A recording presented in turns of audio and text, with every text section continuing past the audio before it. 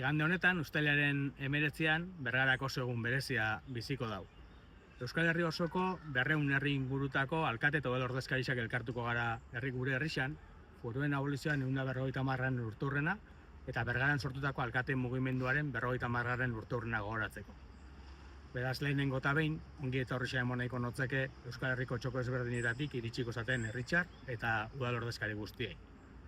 Bergarak lotura estua dauka gure historiakin, da bereziki historia kolektiboarekin, hemen bertan, oindala 50 urte alkate eta udal ordezkariek autogobernuan subirautzaren, herri nortasunaren eta udal tradizio demokratikoen aldeko konpromisoa berretsi zuten. Eta aurten, iraganeko pasarte garrantzitsu horrek gogoratzeaz gain, etorkizunei begiratzeko eta belaunaldi berrisei lekukoa transmititzeko aukera izango dugu.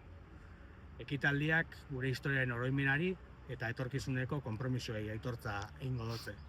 Euskal Herriko txoko guztietatik etorritxako herritxar eta ordezkarixekin batera, garai hartako lau alkateri omenaldixa eskainiko dotzagu. Horregatik, Bergara guztiak eta Euskal Herriko txokotatik etorritxako herritxarrak gonbidatu nahi zaituztet ekitaldira gerturatzera eta egun berezi honetan gurekin batera parte hartzera. Gogoratu, igande honetan Bergarako Usondo parkian 12etatik aurrera. Ongi etorri Bergarara eta etxean bezala senti zaitezte.